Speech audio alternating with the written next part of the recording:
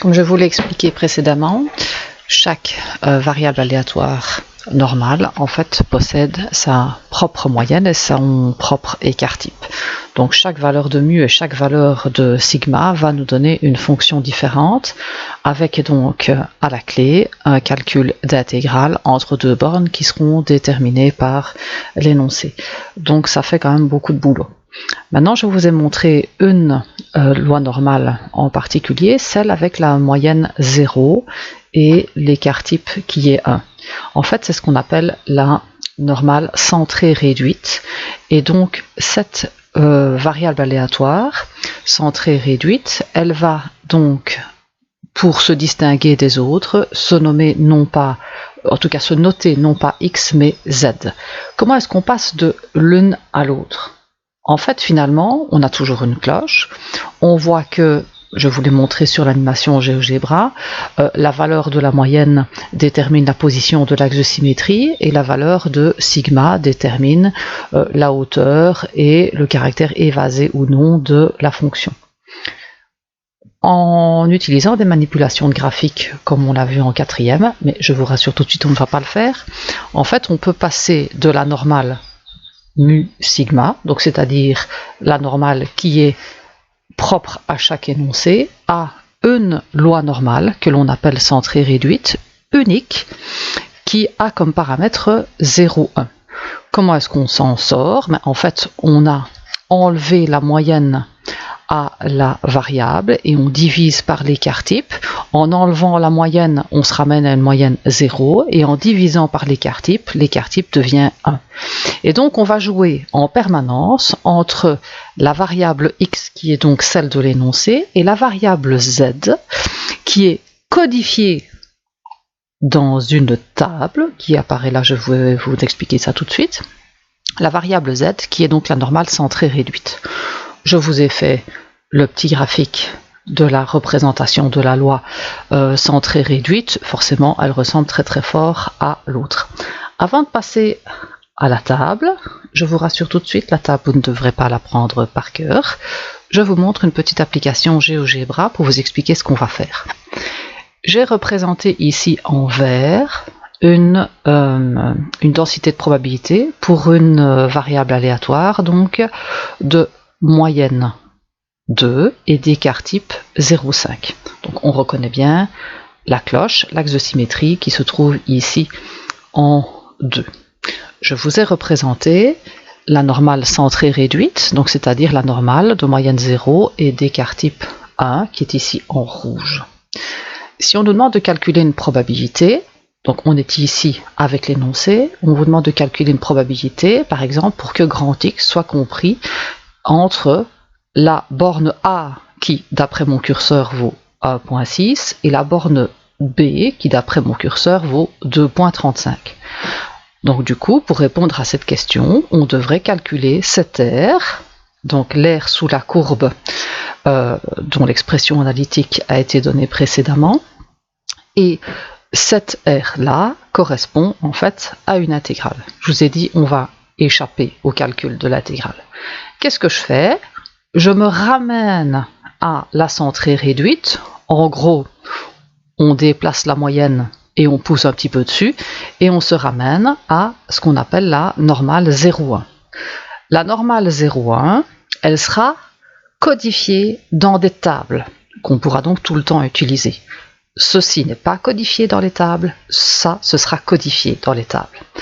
La normale 0,1, elle va nous servir à calculer, mais non pas l'air qui est ici en vert et qui correspond à la probabilité que la variable grand X soit comprise entre 1,6 et 2,35, mais elle va nous permettre de calculer l'air en rouge, qui est exactement la même que celle en vert, sauf qu'elle va être calculée grâce à la normale 0,1. Pour passer de la verte à la rouge, il faut faire un changement de variable. Donc le changement de variable, on le fera. Il n'est pas difficile, il suffit d'enlever la moyenne et de diviser par l'écart type. Donc les bornes A et B, elles sont données dans l'énoncé. Donc ici 1,6, 2,35. Les bornes que l'on va utiliser pour la centrée réduite, pour les obtenir, il suffira d'enlever la moyenne et de diviser par l'écart type.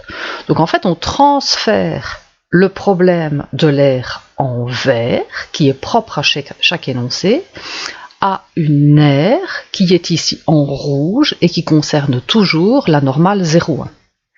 Les aires en rouge sont codifiées dans une table. Donc je reviens à ma table. Donc cette table, elle a été donnée dans le cours. Comment est-ce qu'on utilise cette affaire-là? On vous précise ici au-dessus que les aires qui sont données donc concernent bien la normale 0,1, je vous l'avais annoncé, mais ne sont que des aires à gauche d'une certaine valeur qui a été appelée A. Comment va-t-on lire A dans la table? Imaginons que on vous demande de calculer la probabilité pour que, alors on parle de Z ici, après je vous montrerai comment on passe de X à Z, donc on va voir comment on utilise la table. Imaginons qu'on vous demande de calculer la probabilité pour que grand Z soit plus petit. Alors petite remarque, je peux mettre plus petit ou égal, ça ne change rien, puisqu'on a bien dit que la probabilité pour que la variable aléatoire prenne une valeur particulière valait 0. Donc que je mette ou que je ne mette pas, ça ne change rien du tout. Il ne veut pas prendre le rouge, voilà, donc que je le mette ou que je ne le mette pas, ça ne change rien. Donc imaginons que je vous demande de calculer la probabilité pour que grand Z soit plus petit ou égal à, je ne sais pas moi, 2,23, 37, 2,37. Alors, l'unité, donc qui ici est 2, donc j'ai bien fait de prendre 3 chiffres différents, l'unité, donc qui ici le 2, se lit là-bas, donc dans la colonne. Donc ici, on est d'office à 2, et le 2 s'accompagne de soit 2,1, 2,2, 2,3, donc c'est ce qui va nous intéresser. Donc l'unité et les dixièmes, quand il y a des dixièmes, se trouvent dans la première colonne. Donc on est à 2,3, le 7, que je vais visualiser là-bas, le 7, voilà, se trouve en fait là-bas. Donc le 2,3 se trouve dans la colonne et le 7 se trouve sur la ligne. Et donc la probabilité pour que grand Z soit égal à plus petit ou égal, ou bien plus petit strictement que 2,37, je vais le trouver à l'intersection en fait de la ligne et de la colonne qui m'intéresse. Et donc on a ici 0,9911. Voilà comment on va lire la table. Maintenant attention, la valeur de A, c'est écrit là, la valeur de A est forcément un nombre qui est plus grand ou égal à 0, puisqu'en fait on commence ici à la valeur 0. Donc il faudra toujours bien faire attention à quelle aire on doit faire référence. Maintenant, en pratique, cette cloche, elle présente donc des symétries. Et donc, il est tout à fait possible, je ne vais pas rentrer dans les détails ici, de ce que vous avez à la page suivante, il est tout à fait possible de jouer avec les symétries de la cloche pour calculer des probabilités et se ramener à un résultat qui est dans la table. Donc je vous ai ici rappelé quelques petites propriétés, mais on va surtout les utiliser dans les exercices. Je suis à l'exemple, alors j'ai commencé déjà à compléter, ce sera plus facile. Donc, on considère la taille des individus et on sait que c'est une variable qui est en fait une variable normale de moyenne 173,35 cm donc, et d'écart type 10,64. Donc ces informations-là, elles sont forcément données dans l'énoncé. Si elles ne sont pas données, on vous demande de les trouver et dans ce cas-là, on vous a donné d'autres informations. Alors exactement comme pour la loi binomiale, en fait on utilise le petit tilde pour indiquer la locution suit la loi de probabilité. Donc ça c'est la loi normale de moyenne 173,35 et d'écart type 10,64. On a bien dit chaque variable aléatoire qui suit une loi normale a une moyenne et un écart type différent, nous amène une intégrale différente et donc tous les problèmes qui vont avec. Il faut se ramener à ce qu'on appelle la normale 0,1, donc la centrée réduite. Le changement de variable est toujours le même, donc je vais le rappeler. Quand on a une variable grand X qui suit une loi normale de moyenne mu et d'écart type sigma, je me ramène toujours à la centrée réduite, donc la normale 0,1, avec la transformation x moins mu sur sigma. Et celle-là, par facilité, on va l'appeler z. Donc ça, c'est toujours le transfert que l'on va faire, soit dans un sens, soit dans l'autre. Ça dépend de ce qu'on nous demande de faire. Alors, je reprends et je prends mon exemple. Je fais un petit peu de ménage. Voilà. Alors, ce que l'on a, c'est donc une normale de moyenne 173,35 et d'écart type 10,64.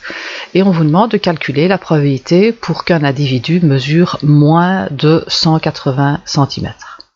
Donc, la probabilité qui est demandée est celle-ci. Et vous constatez, je sors le rouge, c'est qu'on mette ou non le égal, ça n'a aucune importance puisque la probabilité pour que grand X soit égal à 180 est égale à 0.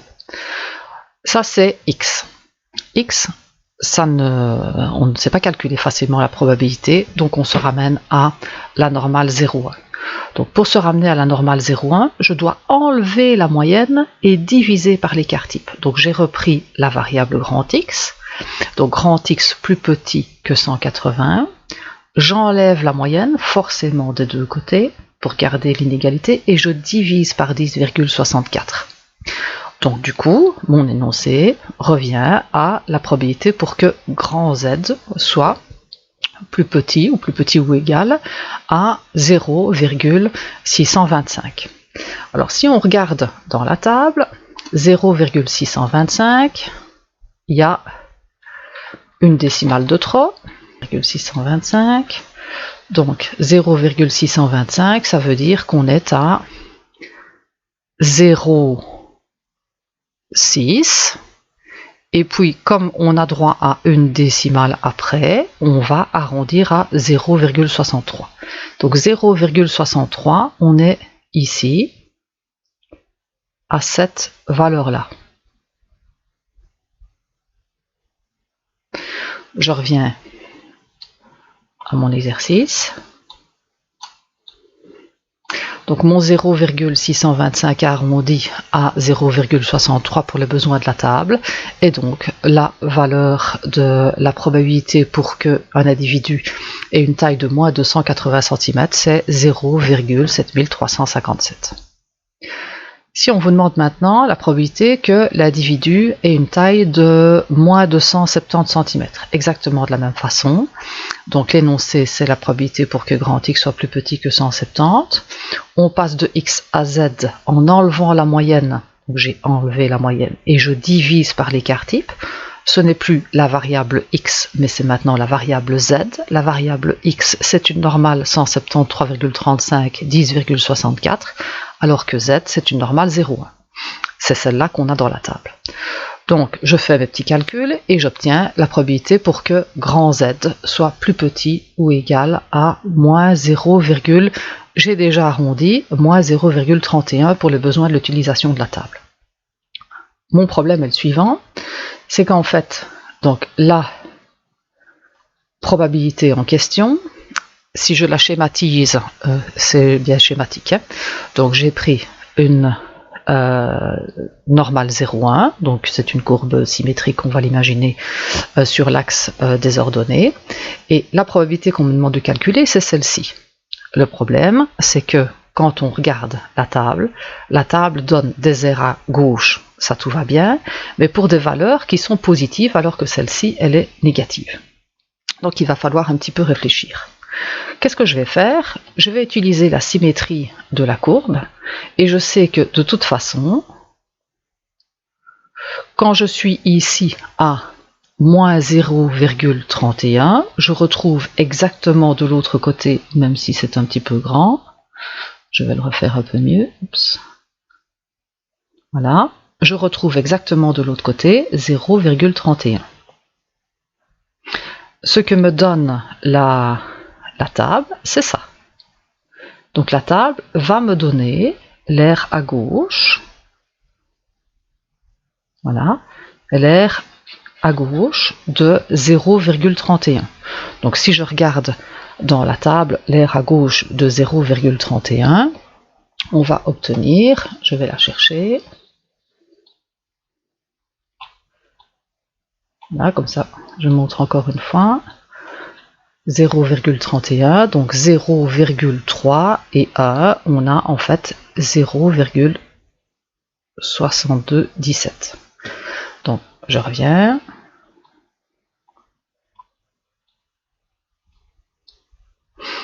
Donc l'aire qui est ici en bleu vaut 0,6217. Oui, mais le problème c'est que c'est pas celle-là que je cherche. Moi ce que je cherche c'est celle qui est en vert, et celle qui est en vert, je la retrouve exactement par symétrie ici. Donc celle qui est en vert que je cherche, c'est la même, donc qui est à gauche, est la même que celle à droite de 0,31. Eh bien, alors je vais utiliser le fait que la probabilité maximum, c'est-à-dire l'aire sous la courbe de moins l'infini à plus l'infini, c'est égal à 1. Et donc, ce que je vais avoir, c'est que l'aire qui est en vert là-bas, ce sera donc 1, donc la probabilité maximum, moins la probabilité, l'aire qui est en bleu, c'est-à-dire la probabilité pour que z soit plus petit ou égal, ça n'a pas d'importance, à 0,31. Donc si je fais mes petits calculs, je vais avoir 1 moins, alors la probabilité pour que z soit plus petit que 0,31, on a été la voir dans la table, c'est 0,6217, et donc on va avoir 0,3783. Donc en utilisant les symétries de la cloche normale 0,1, on arrive à calculer des probabilités. Je continue, la même idée, on a calculé la probabilité pour qu'un individu ait une taille supérieure à 180 cm. Donc, probabilité pour que grand X soit plus grand que 180. Je passe de X à Z en enlevant la moyenne et en divisant par l'écart type. Et donc, je dois calculer la probabilité pour que grand Z soit plus grand, ou égal, on a bien dit qu'on s'en foutait, de 0,63, puisque ça a été arrondi. Donc, de la même façon que tout à l'heure. Je schématise, la probabilité que je cherche est ici. Pas de chance, la table me donne des aires à gauche, vous me voyez venir. En fait, la probabilité qui est en vert, je vais l'obtenir en faisant 1, c'est-à-dire la probabilité totale, moins la probabilité pour que z soit plus petit que 63, c'est-à-dire l'aire qui est en bleu. Donc, la probabilité que je cherche, c'est 1 moins la probabilité pour que z soit plus petit que 0,63. Donc, on a déjà été chercher cette probabilité-là dans la table. Et donc, on va avoir 1 moins, alors la probabilité pour que soit plus petit que 63, c'est 0,7357. 57. Et donc, je vais avoir 0,2643. À nouveau, en jouant avec la symétrie. Dernier exemple, la probabilité pour que l'individu ait une taille entre 170 et 180, donc voilà l'énoncé avec des x, je centre et je réduis, donc j'enlève la moyenne, je divise par l'écart type, et donc la probabilité que l'on nous demande de calculer, c'est la probabilité pour que grand Z soit compris entre moins 0,31 et 0,63. Donc les valeurs qu'on a trouvées tout à l'heure et qui ont déjà été arrondies pour les besoins de la table. Donc je schématise. N'oubliez pas que la normale 0,1, son axe de symétrie est situé à 0. Donc ici on a 0. Ça veut dire que la valeur de z moins 0,31 se trouve bien à gauche de 0, alors que 0,63 est bien à droite de 0. Donc j'ai schématisé et donc j'ai obtenu ici cette aire qui est en vert. En fait, quand on réfléchit au raisonnement que l'on a déjà fait précédemment, pour calculer cette probabilité-là, je dois donc calculer la probabilité pour que Z soit plus petit que 0,63, donc ce sera une R à gauche, avec un petit a qui est positif, et je devrais lui enlever la probabilité pour que Z soit plus petit que moins 0,31, c'est-à-dire quelque chose qu'on a calculé tout à l'heure. Donc ceci, c'est la probabilité pour que Z soit plus petit que 0,63, donc c'est-à-dire l'air en bleu, moins la probabilité pour que Z soit plus petit que moins 0,31. Elles ont été calculées tout à l'heure. On a 0,7357, je ne vais pas le faire celui-là, 57, moins la probabilité pour que Z soit plus petit que moins 0,31, donc 0,3783. Et donc on va avoir 0,3574. Donc toujours en jouant avec les symétries. Alors tout à fait dans la même veine, on pourrait vous demander, donc toujours avec ces individus, avec une normale 173,35, 10,64, on pourrait vous demander à quelle taille correspondrait 15% des individus les plus grands. 15% des individus les plus grands, si je représente la situation, donc j'ai ici ma cloche avec la moyenne qui est à 173,35, voilà, et donc ce que l'on cherche, c'est la valeur de x pour laquelle à droite, il y a 15% des individus. Donc 15% des individus, ça veut dire une probabilité de 0,15. Donc ça veut dire que je connais la probabilité, mais je ne connais pas la valeur de x au-delà de laquelle j'ai 0,15. Ça, c'est des x. On ne sait pas travailler avec des x, il faut centrer, réduire et travailler avec des z. Bon, en gros, c'est un changement de variable, donc on enlève la moyenne, on divise par l'écart type. Et donc ce problème qui est énoncé revient exactement au même en translatant la cloche et en poussant dessus. Et donc, je dois trouver maintenant une valeur de z, c'est-à-dire exactement le contraire d'avant. Avant, j'avais une valeur de z et je trouvais la probabilité, donc je trouvais l'air. Ici, c'est l'air qui est donné, et encore, elle est à droite. Donc, c'est l'air qui est donné, et moi, je dois trouver la valeur de z. Donc, ce schéma-là revient à celui-là, sauf que ici, c'est une normale, celle de départ, et ça, c'est la centrée réduite. Alors, on réfléchit et on se dit que si on a 0,15 à droite de la valeur de z que je cherche, c'est donc que j'ai à gauche une R de 0,85. Donc 0,85 qui est alors une R à gauche d'une valeur de z que je ne connais pas. Je remonte à la table et je cherche au milieu du jeu de quilles une valeur de probabilité qui est la plus proche de 0,85. Donc forcément, les valeurs, elles vont augmenter plus les valeurs de A augmentent. Et donc ici, 0,85, la plus proche, donc 0,8415. Donc j'ai 15 de différence. Ici, j'ai 0,85 et puis 0,8. Donc celle-ci est la plus proche. Celle-ci est la plus proche et correspond à une valeur de z que j'identifie comme étant 1,4.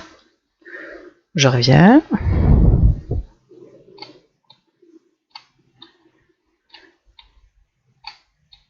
Voilà, donc la valeur de z est égale à 1,4.